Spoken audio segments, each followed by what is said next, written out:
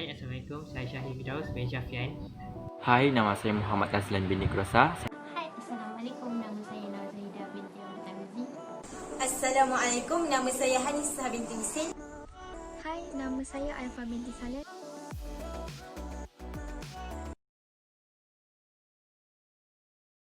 Masalah pertuturan yang dialami memberi kesan terhadap bunyi yang dikeluarkan oleh kanak-kanak. Setiap kanak-kanak mempunyai suara unik, tetapi perbezaan dalam cara kanak-kanak itu bercakap menjadi suatu masalah apabila pertuturannya tidak dapat difahami oleh orang yang mendengar, ataupun cara kanak-kanak itu bercakap mengganggu pendengar daripada memahami apa yang cuba disampaikan. Masalah pertuturan terbahagi kepada 4 kategori, iaitu masalah sebutan, masalah gagap, masalah suara dan juga masalah bahasa. Masalah sebutan kecenderungan kanak-kanak meninggalkan suku kata ataupun mengubah bunyi sesuatu perkataan, seperti contoh, saya menjadi saya.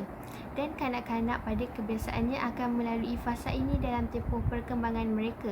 Ia biasanya tidak dipandang serius, namun jika masalah ini berlarutan, ia perlu berikan perhatian. Masalah yang kedua, gagap. Gagap merupakan gangguan terhadap kelancaran percakapan. Aliran pertuturan terganggu di mana seseorang itu mungkin mengulang, berhenti seketika ataupun mencelah dengan suku kata ataupun perkataan. Gagap juga kerap berlaku apabila aktiviti tersebut teruja dan ingin menyatakan sesuatu dengan kadar yang cepat. Masalah yang ketiga, masalah suara. Ianya berkaitan dengan kualiti secara seseorang. Ia mungkin terlalu lantang, lembut, garau, kasar, sengau, nada yang terlalu tinggi ataupun nada yang terlalu rendah, yang sama dan tidak berubah. Masalah yang keempat iaitu masalah bahasa. Ianya memberi kesan kepada perkembangan kognitif kanak-kanak. Saya ingin membentangkan ciri-ciri kanak-kanak bermasalah bahasa dan komunikasi. Kanak-kanak bermasalah bahasa dan komunikasi merupakan satu kumpulan yang heterogeneous. Mereka tidak mempunyai ciri-ciri yang seragam dan tahap masalah yang dialami boleh terdiri daripada ringan sehingga yang amat teruk.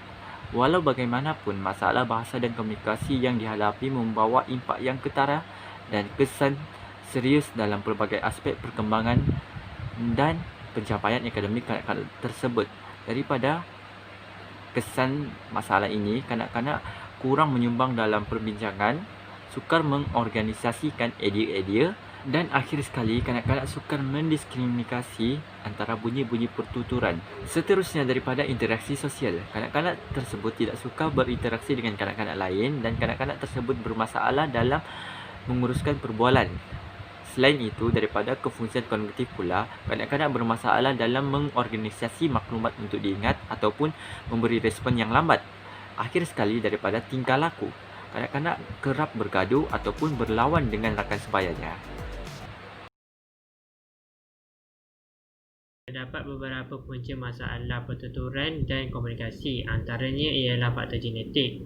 Faktor genetik lebih kerap berlaku dalam kalangan keluarga tertentu.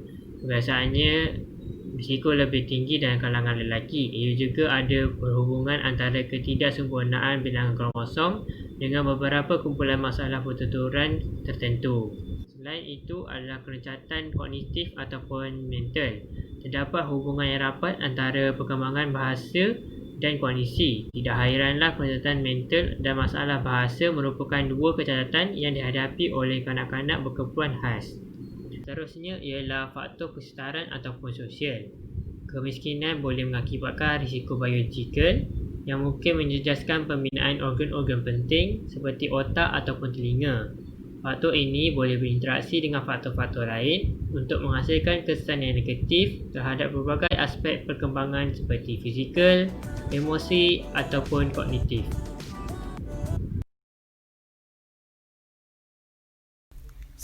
Faktor masalah pertuturan mungkin disebabkan oleh masalah oral seperti masalah dengan lidah ataupun lelangit.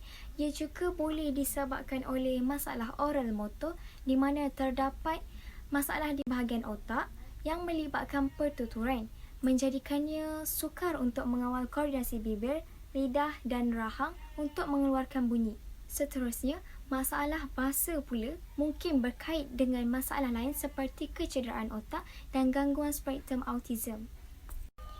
Masalah pertuturan dan masalah bahasa juga mungkin disebabkan oleh masalah pendengaran, iaitu biasanya akibat kerosakan pendengaran kongenital, jangkitan telinga tengah kronik ataupun telinga rikat iaitu glue ear.